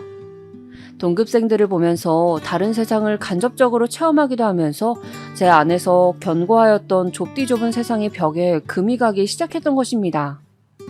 그리고 저희 가족에게 가장 희소식이자 날벼락이기도 하였던 것은 제가 공부머리가 있었다는 놀라운 사실이었습니다. 이상하다. 나는 2번만 배우고 나면 이 공식을 완전히 이해할 수가 있거든. 이 공식에 대해 처음 배우고 그 다음에 처음 풀어보고 이 2번을 거치고 나면 이제 이 공식에 대한 의문이 내 안에 남아있지 않아. 그런데 왜 다른 친구들은 나와 똑같이 배운 이 공식을 왜 연속해서 배우려고 드는 거지? 공부에 대한 각 잡힌 개념조차 없었던 저는 처음에는 그저 의문스럽고 혼란스럽기까지 하였습니다. 어째서 다른 친구들은 배우고 난 것을 또 배우고 또 배우고 그러면서 왜 문제를 틀리기까지 하는 것인지 그것이 너무 희한하게 보였거든요. 그런데 대다수가 그렇게 공부를 하며 과목마다 개념을 익히고 있다는 것을 알게 된 순간 저는 제가 극소수에 속하는 공부머리를 지녔음을 깨우치게 되었습니다. 가난한 걸 광고라도 하듯 어딘가 구질해 보이고 초라해 보이는 기운을 숨길 수 없었던 저를 주시하거나 응원해주는 선생님은 처음에 아무도 안 계셨습니다. 그러나 점차 저에게 관심들을 주기 시작하셨습니다. 너는 공부하는 재능이 애초에 타고났구나. 재능이요? 저에게 재능이란 것이 있다고요? 그럴 리가 없어요. 저희 식구들은 아무도 재능과 가까이 살지 않는걸요? 친가랑 외가 친척들도 제가 알기로는 전부 마찬가지예요. 그런데 어떻게 제가 재능 같은 걸 타고날 수가 있었겠어요? 선생님께서 무얼 착각하신 모양 같아요. 네가 그렇게 여긴다고 하여도 시험 답안지는 거짓말을 하지 않아. 오로지 순수한 결과물만을 내놓지. 우리 학급은 물론이고 전교에서도 너만큼 공부에 재능이 있는 학생은 내가 생각하기로는 아무도 없는 것 같구나. 제가 그 정도라고요? 아니에요, 선생님. 제가 전교 1등을 하는 것도 아니잖아요. 그렇지. 하지만 너는 전교 1등을 하는 친구보다 학습량이 상당히 뒤떨어지지 않니? 이게 뭘 의미하는지 모르겠어? 너는 너보다 성적을 높게 받은 친구들보다 100분의 1 수준으로 공부를 하였음에도 거의 동등한 성적을 낸 거야. 이건 재능이 있다고 밖에는 볼 수가 없어. 내가 너희 부모님께 자세히 말씀을 드려봐야겠다. 구질한 집구석에서는 공부를 할 수 있는 공간마저 확보되지 않았거든요. 그래서 저는 공부를 학교에서만 하였습니다. 시험 기간에도 따로 시험 공부를 하지 못했고요. 그 사실에 주목한 선생님께서는 저희 어머니에게 제가 공부머리가 탁월하다는 사실을 알렸습니다. 앞으로 저를 집에서 적극적으로 지원해준다면 든든한 대들보가 될 것이 틀림없다는 호들갑과 한게 말이죠. 사리에 밟지 못하셨던 저희 어머니는 선생님의 그 말씀도 바로 알아듣지 못하셨습니다. 그래서 연신 고개를 양쪽으로 번갈아 갸웃거려가면서 끝내 반문을 하셨어요. 죄송하지만 선생님, 그게 대관절 무슨 말씀이시죠? 그래서 저희 딸이 뭘 어떻게 된다는 건가요?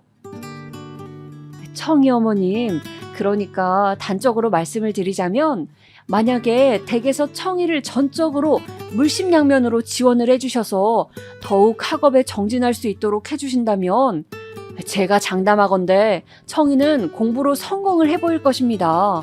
그럴 수 있는 제목이에요. 성공을 공부로 한다고요? 그럴 수도 있나요? 당연하죠. 아니, 성공할 수 있는 길은 공부밖에 없습니다. 청이가 공부로 성공을 해보여서 가족들에게 큰 보답을 할 거라고요. 선생님께서 그렇게까지 말씀하시고 나서야 어머니는 모든 것을 이해하셨고 놀란 가슴을 쓸어내리며 학교를 빠져나가 집까지 터덜터덜 걸어가셨습니다. 걸어가시는 내내 머릿속은 온통 복잡했노라고 나중에 저에게 털어놓으셨죠. 이거 야단났네. 고등학교를 보낼 생각이 없었는데 이렇게 되면 영락없이 고등학교에 보내야 한다는 소리잖아. 어머니가 그토록 안절부절하셨던 건 애초에 저를 고등학교에 보내실 생각이 없었기 때문이었죠. 중학교 공부만 마치면 저로 하여금 돈을 벌게 할 작정이셨던 겁니다. 그리고 이건 순전히 저의 추측이지만 저를 고등학교에 보내지 않으시고 돈을 벌게 하신 다음 제 바로 밑 둘째인 남동생을 고등학교에 보내실 요량이었던 것 같아요. 셋째인 여동생은 그때 상황을 봐서 고등학교에 보내든지 말든지 하셨겠죠. 그런데 제가 중학교에 가서 스멀스멀 혼자 공부를 하기 시작하더니 급기야는 3학년 재학 중에 선생님들을 감복시키기까지 하였으니 이건 어머니로서는 청천벽력이었던 것입니다. 하지만 공부로 성공을 할 수 있다고 했잖아. 그런 얘기를 듣고도 고등학교를 안 보내기란 너무나도 마음이 찝찝하여서 견딜 수가 없어. 에라이, 내가 그냥 미친 척하고 애들 아빠를 설득해야겠구나. 어머니가 걱정하셨던 또 다른 이유는 아버지는 철석같이 제가 곧 돈을 벌러 나갈 것이라고 믿고 계셨기 때문에 고된 회유의 과정이 필요하였기 때문입니다. 부모님 두 분은 저의 문제로 서로에게 날을 세워가며 대립하고 계셨습니다. 정이가 내년부터 돈을 벌어올 줄 알고 내가 약간의 마음을 놓고 의지를 하고 있었건만 뭐 고등학교? 기집애가 뭔 고등학교야? 못 들었어요? 애가 공부를 그렇게나 잘한다잖아. 정이만 공부로 성공하면 우리 집, 우리 식구들 이제 다 걱정 없이 살 수 있다는데 그거 듣고도 당신은 무시할 수 있어요? 두 분은 몇 날 며칠을 같은 주제로 두고 싸우셨기에 저뿐만 아니라 동생들도 어떤 이야기인지 다 알게 되었습니다. 왜냐하면 집구석이 너무나도 좁았기 때문에 방음이란 개념 자체가 없었거든요. 어느 날 서로에게 또 언성을 높이시다가 문득 저희 삼남매 쪽을 바라보신 아버지는 소주 한 병을 사오라는 심부름을 내리셨어요. 엉덩이를 떼고 일어난 저희 삼남매가 같이 동네 슈퍼로 향하면서 대화를 나누었습니다. 누나는 고등학교 어디로 갈 거야? 이쪽 동네로 가나? 아니면 저쪽 동네로 가나? 언니가 그렇게 공부를 잘하면 언니는 그러면 천재인 거야? 어? 저는 양쪽에 각각 동생들을 둔 채로 걸으면서 제 자신에게 물어보았습니다. 고등학교를 가서 정말로 공부를 미친 듯이 잘해낼 각오가 되어 있는지를요.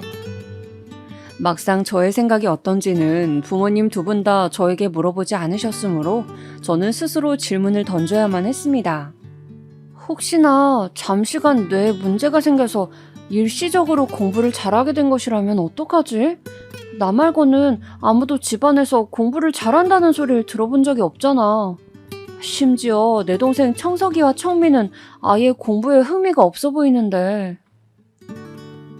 찢어지게 가난한 데다 모두 하나같이 배움이 짧은 사람들만 있었던 집안이었으므로 제가 정말로 공부 재능을 타고난 것이 맞는다면 저는 돌연변이인 셈이었습니다.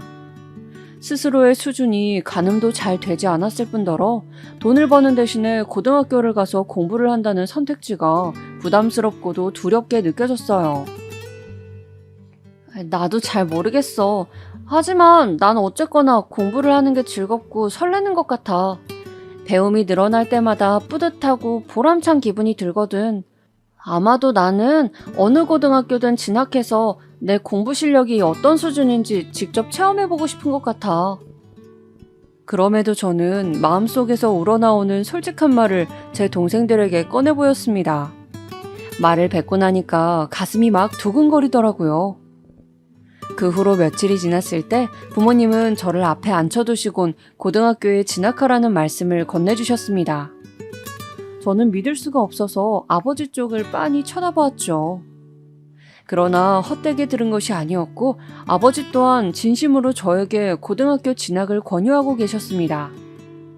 그러면 저는 내년에 돈을 벌러 가지 않아도 되는 건가요? 그래. 내년까지는 우리가 어떻게든 버티고 다 함께 이를 악물면 견뎌낼 수 있을 것 같으니. 그러면 내후년에는요? 그때까지도 저희 가족이 버틸 수 있을까요? 내후년부터는 누군가 새롭게 돈을 벌어야겠지? 네? 아버지, 새롭게 돈을 벌다니 도대체 누가? 말끝을 흐리던 저는 아버지의 눈길을 받으며 불현듯 깨달음이 찾아왔습니다. 그 옆에서 어머니는 고개를 조금 떨구고 계셨죠. 설마 청석이는 고등학교에 가지 않을 작정인가요? 제 물음에 부모님 두 분 다 동일하게 대답이 없으셨습니다. 그 순간에 저는 너무나도 놀라서 잠시 숨을 멈춰야만 했습니다. 왜냐하면 저희 남동생 청석이는 이토록 찢어지게 가난하고 못 배워먹은 집구석에서도 유일하게 대접받고 또한 대우받는 존재였기 때문입니다. 아버지는 청석이에게만은 술주정을 하지 않으셨으며 어머니는 맛있는 반찬이 모처럼 작은 밥상 위에 올라올 때면 청석이를 먼저 챙겨주고자 하셨습니다. 저는 청석이라면 이따위 허름한 집이라도 팔아서 고등학교를 보내줄 위인들이 바로 저희 부모님이라고 믿어 의심치 않으며 지내왔었습니다. 그러니 저는 충격에 사로잡혀서 말을 잃었죠. 상황에 압도당한 저에게 어머니가 넌지시 말씀을 주셨습니다. 엊그제 네 기특한 동생 청석이가 우리한테 살그머니 와서 그러더구나. 자기는 고등학교에 가지 않아도 좋으니 우선은 누나를 고등학교로 공부하도록 보내주었으면 한다고. 그러면서 자기는 공부에 흥미도 없고 재능도 없으니 중학교 공부를 마치는 대로 돈을 벌어서 집안 살림에 이바지를 하고 싶다며 그런 의견을 내왔단다. 철이 든 것은 저뿐만이 아니었나 봅니다. 그 말썽꾸러기 남동생이 없는 살림마저 자기가 다 독차지하고 부모님의 사랑을 독식하려고 들었던 그 욕심쟁이가 저를 위해서 그런 곰곰하고도 깊은 생각을 해냈다는 것이 진심으로 놀라웠습니다. 저는 부모님 앞에서 고등학교에 진학한 뒤에 대학교 공부까지 하고 싶은 것이 저의 진실된 속마음인 것을 그 순간에 처음으로 밝혔습니다. 기뻐하시는 것도 같았고 염려하시는 것도 같았습니다. 저라는 돌연변이는 두 분이 생전에 접해본 적이 없는 존재였기 때문이었지요. 부모님과 꽤나 긴 대화를 마친 저는 집 밖에서 외로이 서성거리고 있던 남동생에게 다가갔어요. 어쩌다 그런 결심을 내리게 되었는지 궁금해서였죠. 그러자 남동생이 저의 질문에 멋쩍게 손으로 머리를 벅벅 긁더니 배시시 웃었습니다. 누나는 공부를 하고 나서 보람이 들고 뿌듯하다며. 그 말을 듣고 나니까 누나가 공부를 계속하는 게 옳다고 생각이 들었을 뿐이야. 나는 공부가 늘 짜증스럽고 재미가 없거든. 이제 다 컸다고 그런 말을 하면서 쑥스러워하던 남동생. 그 앞에서 저의 눈시울이 붉어졌습니다. 3남매 중 고작 한 명이 고등학교에 진학하는 문제로 온 가족이 고심하며 시름시름 알아야 하는 집안의 이론 사정이 결코 바람직하거나 보편적이 아닌 것을 17살을 목전에 두고 있었던 저는 깨우친 뒤였기 때문입니다. 선생님께서는 분명히 공부를 하면 성공할 수 있다고 하셨다. 그분은 허투루 말씀을 하실 분이 결코 아니셔. 그렇다면 나는 앞으로 죽기 살기로 공부를 해내겠어. 반드시 성공을 해서 내가 우리 집안을 일으켜낼 거야. 계속해서 이런 삶의 굴레 안에서만 살게 두진 않겠어. 우리 집안은 조부모님도 모든 친척들도 다 궁핍하게 살고 있지. 그 윗대도 마찬가지라고 들었어. 학력으로 자랑할 수 있을 만한 이는 단 한 명도 없고 나는 이 지독한 굴레를 끊어내는 주인공이 되고 말 테야. 저는 그러한 각오를 다져냈고 이듬해 고등학교에 비로소 진학을 하였습니다. 그리고 저는 제가 진정으로 공부를 해내는 재능이 있다는 것을 증명해 보였습니다. 낯선 환경 속에서 새로운 공부를 시작했지만 그것을 익히는 것이 저에게 그다지 어렵지 않더군요. 그렇지만 이런 와중에 따라붙은 문제거리가 있었다면 우선은 저희 집안의 가장인 아버지셨습니다. 어떤 일을 계기로 급격하게 술에 빠져드셨어요. 그전에도 술을 즐기긴 하셨지만 이제는 차원이 달랐습니다. 저는 학교를 마치고 집에 돌아가면 보이는 풍경에 늘 참담함을 느껴야 했습니다. 저보다 어린 동생들이 느끼는 공포와 무력감은 말도 못하는 수준이었겠죠. 그런 상황에서 어머니는 더욱 단단해지시기보단 자포자기하는 길을 택하셨습니다. 평생에 걸쳐 힘겹게 살아오셨던 어머니는 정신적으로 한계를 지니고 계셨던 것 같아요. 공장 일을 나가시는 때를 제외하면 말씀을 한마디도 하지 않으셨습니다. 그 앞에서 제 여동생이 운 적도 있었습니다만 어머니는 조용히 고개를 돌려서 당신의 막내딸이 우는 모습을 외면하셨어요. 어머니는 그렇게 점점 소통의 단절을 이어가시며 스스로 마음의 문을 닫아가셨습니다. 고등학교에 진학하고 맞이한 처음 1년은 그리하여 혼돈으로 점철된 채 끝을 맺었습니다. 그리고 남동생이 공장에 나가서 돈을 벌기 시작하였어요. 만약 이때 남동생이 돈을 벌지 않았더라면 저희 가족은 그것으로 끝이었을지도 모릅니다. 아버지는 더 이상 경제활동을 하지 않으시는 수준에 이르렀고 어머니는 제법 성실하게 공장에서 일을 하셨던 과거를 뒤로하신 채 훨씬 더 작아진 급여만 받아오고 계셨으니까요. 어머니의 상태가 안 좋아지자마자 공장에서 이때다 싶어서 처우를 안 좋게 내렸던 것입니다. 남동생이 난생 처음으로 노동의 대가를 받아온 금액은 아주 작았습니다. 문제집 한 권도 살 수 없는 처지인 것은 익숙한데 이러다가 필기구마저 새로 못 사겠구나. 앞으로는 비가 오지 않을 때면 무조건 걸어 다녀야겠다. 저는 그 먼 통학거리를 걸어 다니기 시작했습니다. 운이 좋은 날이면 이웃집 아저씨께서 빌려주신 자전거를 타기도 하였습니다. 먼 거리를 매일같이 걸어 다녔더니 금세 피로가 쌓이더군요. 게다가 저는 풍족한 영양 공급을 받지 못하고 있었으니 체력이 바닥나고 공부에도 지장이 생긴 것은 당연하였습니다. 그러나 동생들에게는 일절 이런 부분을 말하지 못하였고 자습을 위해 일찍 나가고 늦게 들어온다는 핑계를 대었어요. 그러던 어느 날 더위가 가신 줄 알았건만 얄팍한 착각을 하고 말았던 늦여름이었습니다. 날씨 때문에 완전히 체력이 바닥났었나 봐요. 저는 집으로 귀가하던 길에 정신을 잃고 쓰러졌습니다. 어이 학생, 정신을 좀 차려봐. 어째 이런 데서 엎어져 있어? 괜찮은 거야? 저를 붙잡아 들고 깨운 손길에 간신히 정신을 차릴 수 있었어요. 그분이 물을 한 잔 주셔서 그걸 받아 마셨더니 눈앞이 조금 선명하게 보였습니다. 쓰러졌던 저를 살펴봐 주신 분이 누군가 하고 쳐다봤더니만 근처에서 국밥집을 운영하고 계시는 사장님이셨어요. 제가 그분이 국밥집 사장님인 것을 어떻게 알고 있었냐 하면 버스를 포기하고 걸어 다니기 시작하면서부터 그 식당 앞을 늘 지나가게 되었거든요. 와, 국밥 냄새. 한 그릇 먹으면 속이 든든해지겠지? 저런 걸 먹어본 지가 언제였는지 기억도 안 난다. 아니, 원 없이 국밥 한 그릇을 제대로 먹어본 역사가 내 인생에서 있기나 했던가? 없었던 것 같네. 그렇구나. 저기 안쪽에 서 있는 아저씨가 국밥집 사장님이시겠지? 좋겠다. 언제나 맛있는 국밥을 드실 수 있을 테니까. 부럽다. 꼬르륵거리는 배를 움켜쥐면서 그 앞을 지나갈 때마다 국밥 생각을 간절하게 머릿속에 떠올렸습니다. 그랬기 때문에 저는 그 사장님을 한눈에 알아볼 수 있었어요. 도와주셔서 감사합니다. 잠시 어지러워서 그랬나 봐요.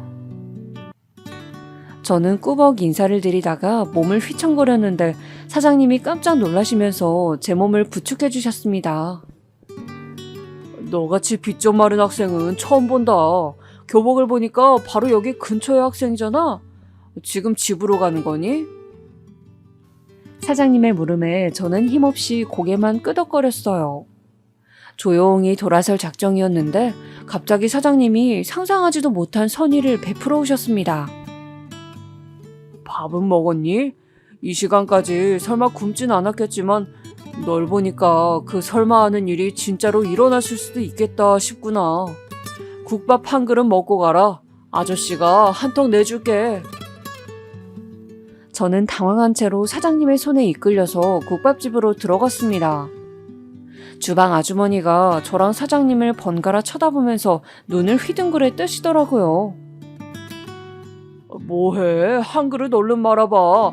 뜨끈하게. 여기 학생이 배고파서 돌아가시겠단다. 사장님이 큰 소리로 외치니까 주방 아주머니가 고개를 절레절레 하더니 금세 국밥을 준비하시더군요. 작은 국밥집의 내부는 그 당시에도 생각하였지만 무척 정감이 깊은 분위기를 띠고 있었습니다. 낮은 천장에 은은한 조명, 조금은 허름한 느낌이 드는 인테리어였지만 식기며 각종 집기들은 아주 깨끗하게 관리가 되고 있는 것이 바로 보였습니다. 이윽고 국밥 한 그릇이 제 앞에 놓여졌습니다. 저는 간신히 잘 먹겠다는 인사를 남긴 채 허겁지겁 국밥을 퍼먹기 시작했어요. 어허, 그러다가 입안이 다 헐겠어. 이미 다 뒤었겠구만. 저의 그런 모습을 보신 사장님이 물을 가져오시면서 제 맞은편에 앉으셨어요. 저는 그 말씀을 듣고 나서야 제 입안이 무척 뜨겁다는 사실을 알았습니다. 뜨거운 국물 때문에 입천장이 까졌다는 것은 몇 시간이 지나고 깨달았죠. 죄송해요. 너무 맛있어서 그만. 너무 배고파서 그런 건 아니고? 사장님의 질문에 저는 입안보다도 제 귓가가 더 뜨거워지는 것을 느꼈습니다. 부끄럽고 창피하더라고요. 그럼에도 허기를 양껏 채울 수 있는 이 기회가 너무 소중해서 저는 다시 수저에 힘을 주고 국밥을 먹었습니다. 내 동생들도 지금 같이 먹을 수 있다면 좋았을 텐데 나만 먹어서 미안하네. 저는 동생들 생각이 나서 국밥을 먹는 동안 코를 훌쩍였습니다. 저희 삼남매는 외식이라는 걸 해본 일이 없었어요. 친척집에 가서 제사상에 올라갔던 음식을 맛있게 먹었던 것이 외식으로 쳐질 수 있다면 그것이 유일하였습니다. 사장님은 제가 사는 동네를 물어보셨는데 저는 대답을 망설이다가 솔직하게 답을 드렸어요. 그러자 사장님은 물론이고 주방 아주머니까지 화들짝 놀랐습니다. 그 거리를 설마 걸어 다니는 거냐는 질문에 그렇다는 답을 하면서 민망함으로 고개를 떨궈야 했네요. 정말 맛있게 잘 먹었습니다. 감사합니다. 제가 돈이 생긴다면 반드시 오늘 얻어먹은 값을 치르겠습니다. 저는 식당을 나서면서 몇 번이고 인사를 드렸습니다. 사장님은 그럴 것 없다면서 손을 휘휘 내저어 보이셨죠.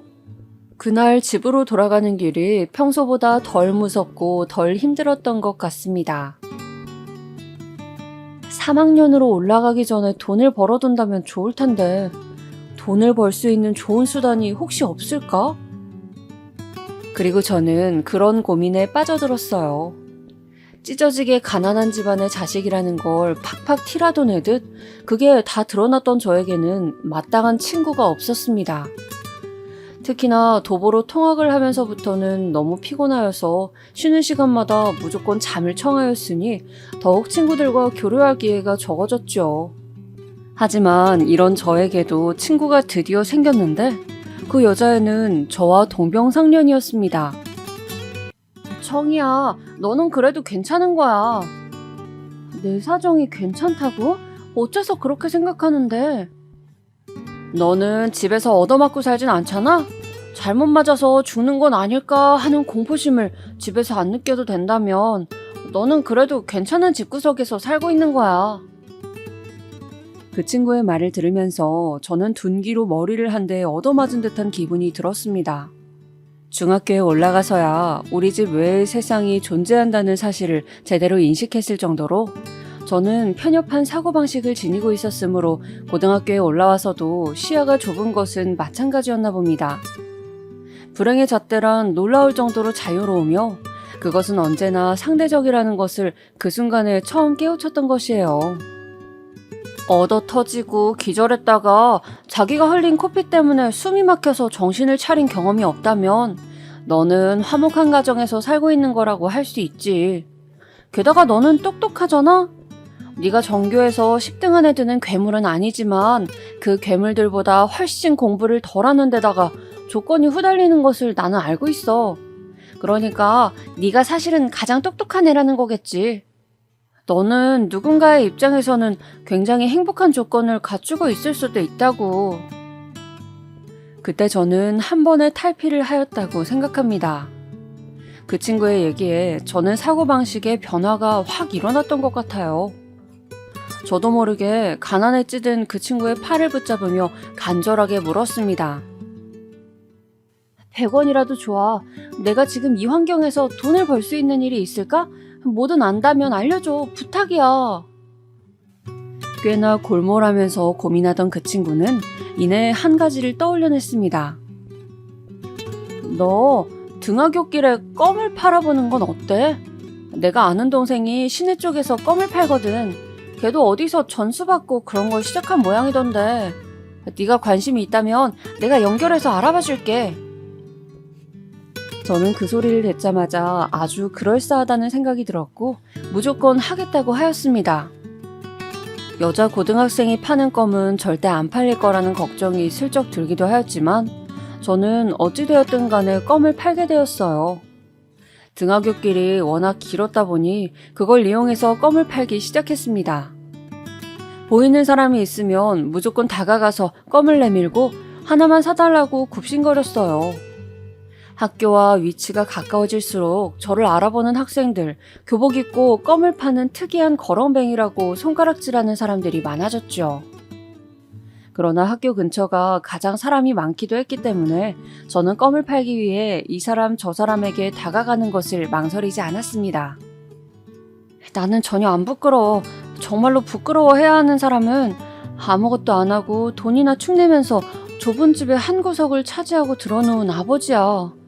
그리고 점점 더 부모의 역할에서 멀어지고 있는 어머니야. 나는 부끄러움을 느끼지 않아도 되는 사람이니까 당당하게 계속 껌을 팔 거야. 한 푼이라도 버는 게 중요하니까. 남동생은 그렇다 치더라도 여동생까지 딸려있는 마당에 제가 단 한 푼이라도 아끼고 또 벌 수 있다면 그것이 저에게는 큰 위안이었습니다.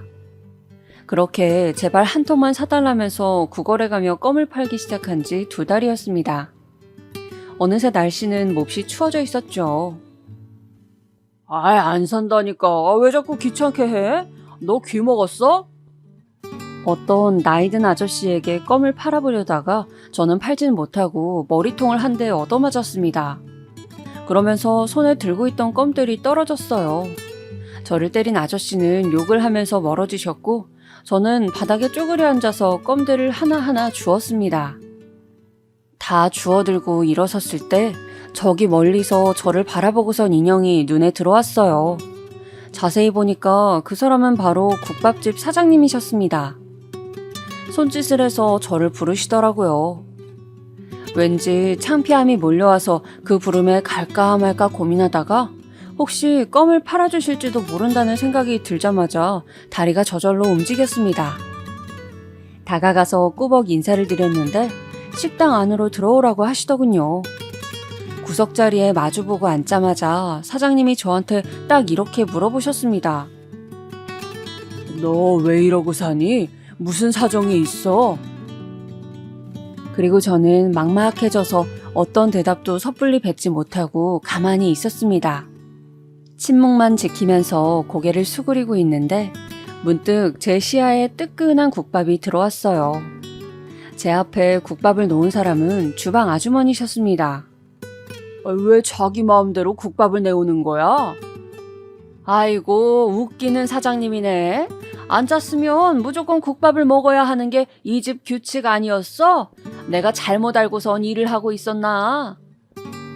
주방 아주머니는 사장님에게 능청스레 말을 하고는 다시 주방 안쪽으로 가셨습니다.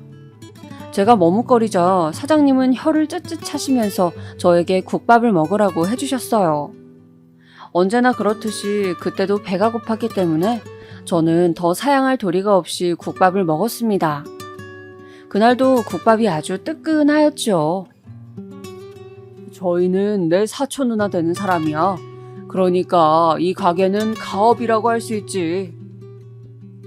제가 여쭈어보지도 않았건만 사장님은 주방 아주머니의 신상을 저에게 알려주셨습니다.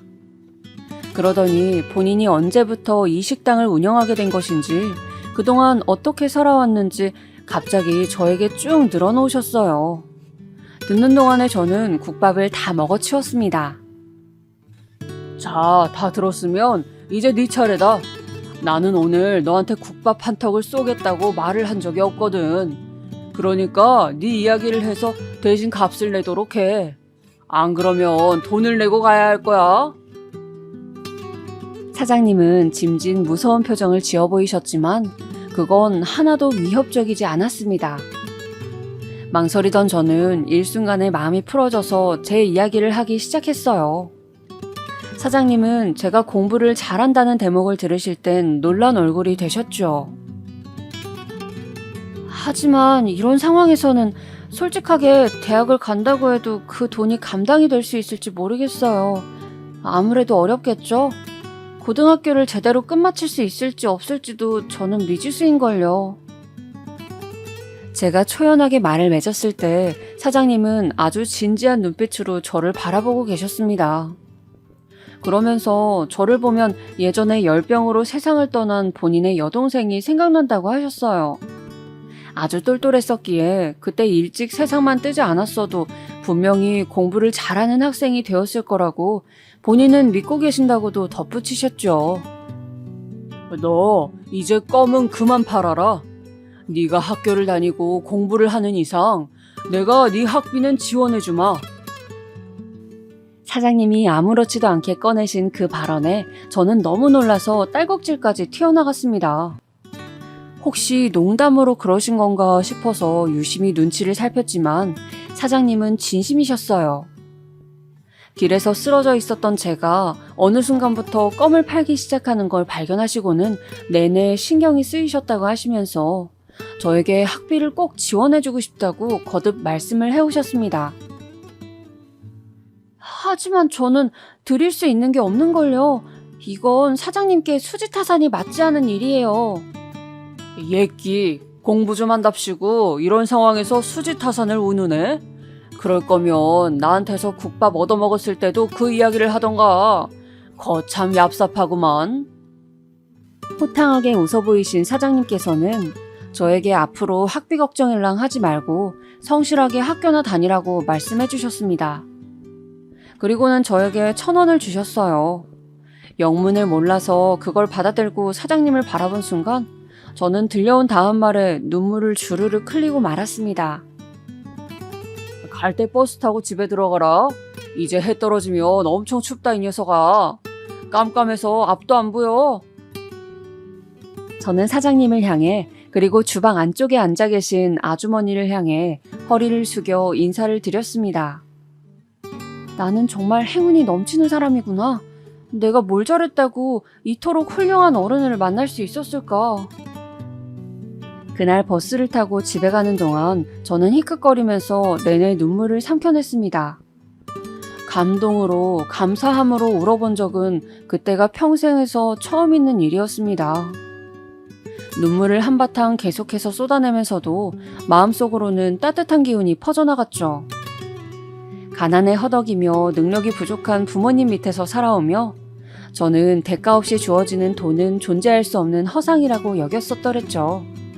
하지만 국밥집 사장님은 본인의 말을 굳건히 지키심으로 저에게 이런 이야기가 존재하는 세상도 있다는 것을 알려주셨습니다.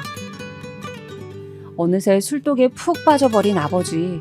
난데없이 불교에 빠지셨던 것인지 매일같이 절에 찾아가 몇 시간이고 불상 앞에서 기도를 드리시는 것도 모자라 없던 돈마저 자꾸만 절에 갖다 바치려고 혈안이셨던 어머니.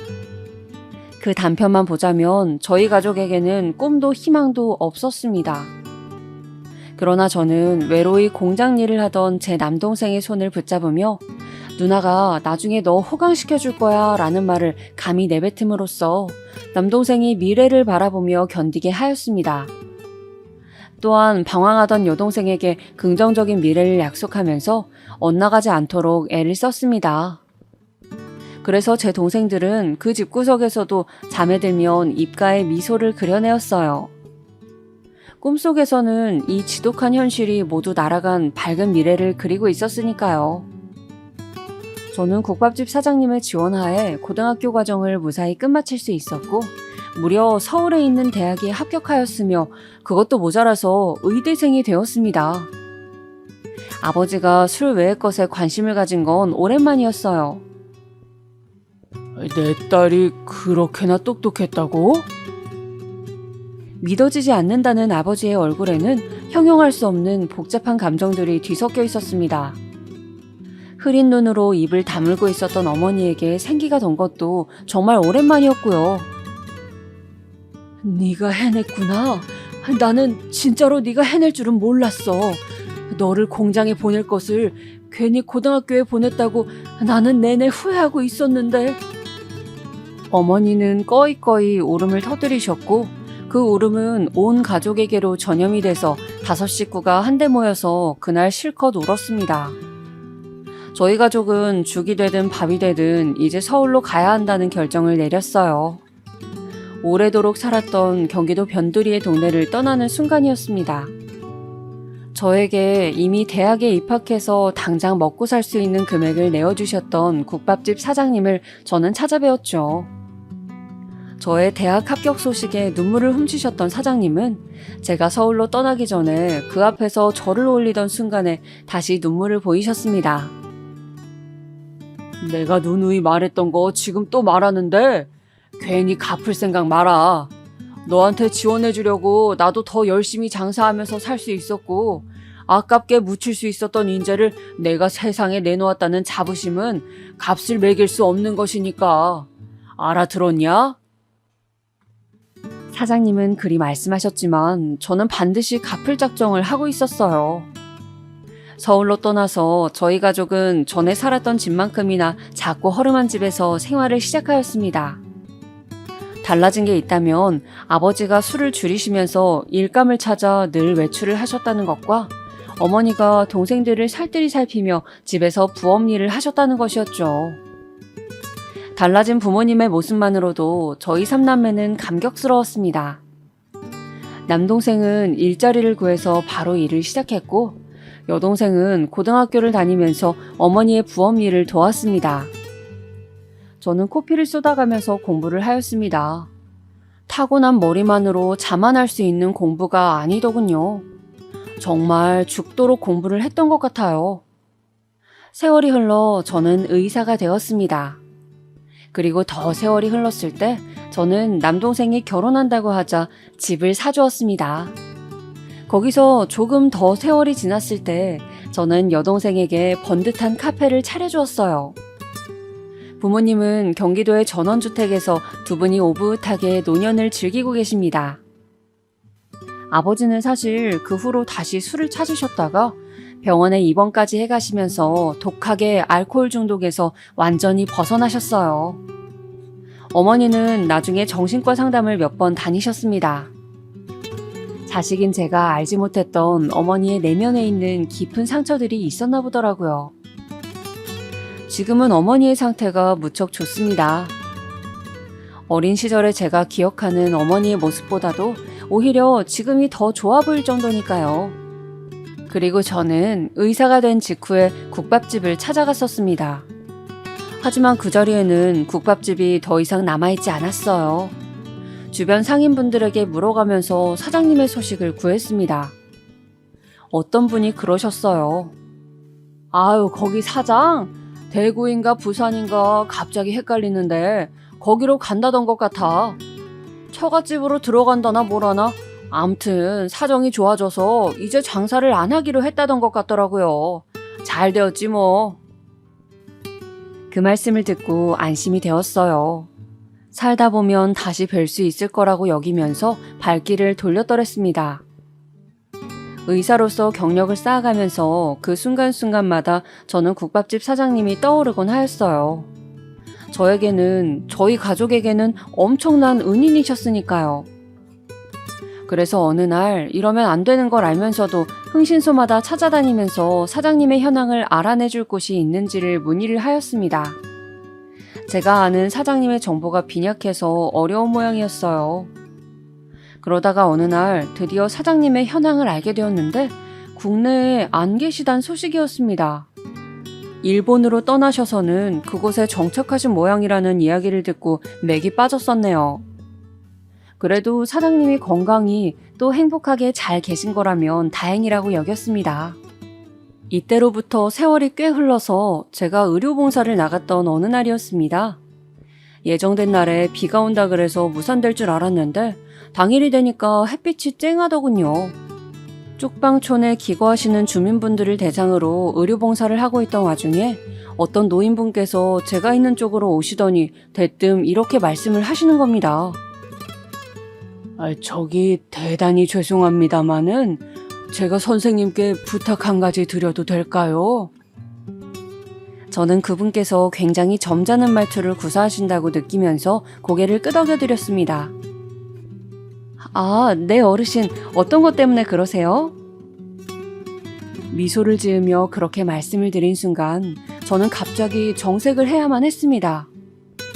웃음이 싹 거친 저의 얼굴을 바라보고 있는 그 할아버지의 모습에서 엄청난 기시감이 느껴졌기 때문이에요. 저는 이성이란 녀석을 이긴 본능이 제 입술을 멋대로 움직이는 체험을 하였습니다. 사장님? 혹시 국밥집 사장님이세요? 저도 모르게 튀어나간 질문에 대고 그 할아버지께서 눈을 동그랗게 뜨셨어요. 얼굴에서 선한 기풍이 흐르는 그 특유의 인상이며 인매, 제가 아는 그 국밥집 사장님과 너무나도 흡사하였습니다.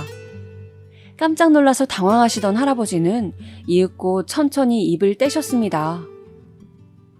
의사? 잠깐만, 그렇다면 설마 청이는 아니겠지? 사장님, 저 맞아요. 저 청이에요. 제가 다급하게 말씀을 드리자 할아버지는, 아니 사장님은 금세 눈물이 고이신 눈으로 저를 빤히 쳐다보셨습니다.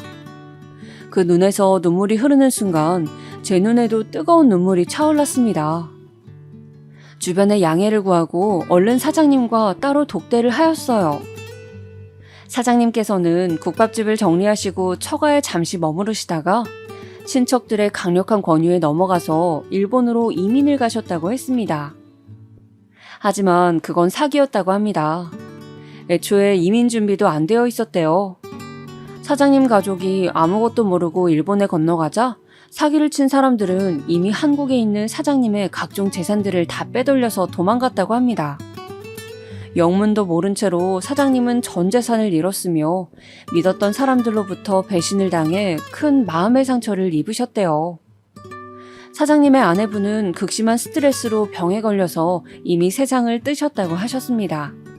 마음의 문을 닫아버린 사장님은 자식 2명과도 절연한 채 흘러가는 대로 사셨고 그러다 보니 쪽방촌까지 들어오신 거라고 하였어요. 사장님, 저랑 저희 가족은 그날 그때 사장님께서 베풀어 주신 은혜를 발판으로 삼아서 지금까지 잘 살아왔습니다. 사장님께서 뿌리신 씨앗이 커다란 나무가 되고 놀라운 열매를 맺은 셈이죠. 사장님, 이제는 그 나무 아래에서 편안히 지내세요. 아셨죠? 저 사장님께 얻어먹은 국밥 그거 아직도 값을 안 냈습니다. 제발 값을 내고 싶어서 이날 이때까지 가슴을 졸이고 살았는데 이제야 사장님을 뵙게 되었네요. 저나 사장님이나 계속 눈물을 흘리고 있었던 것 같아요. 저는 사장님을 모시고 우선 부모님의 댁으로 향했습니다. 저희 부모님은 사장님을 환대하시면서 우선 절부터 올리셨어요. 드디어 은인을 제대로 뵙게 되었다면서 감격하셨죠. 서울과 가까운 데다가 자연이 아름다운 그 동네에서 사장님도 정착하시도록 제가 집을 마련해드렸습니다. 네가 이 정도까지 성공했단 말이야? 사장님, 뭘 놀라고 그러세요? 저 그냥 의사 아니에요. 국밥집을 스폰서로 두었던 대단한 사람입니다. 그랬던 제가 보통 수준으로 버는 의사가 될 거라고 설마 여기셨던 건 아니죠? 제가 너스레를 떠니까 사장님께서 웃음을 터뜨리셨어요. 아, 그제서야 제가 아는 국밥집 사장님다워 보였습니다. 저희 가족의 설득에 따라 용기를 내신 사장님께서는 자식분들께 연락을 하셨어요. 그리고 또 한 번의 감동적인 상봉이 일어났죠. 그 모습을 보면서 저희 가족도 무척 뿌듯함을 느꼈답니다.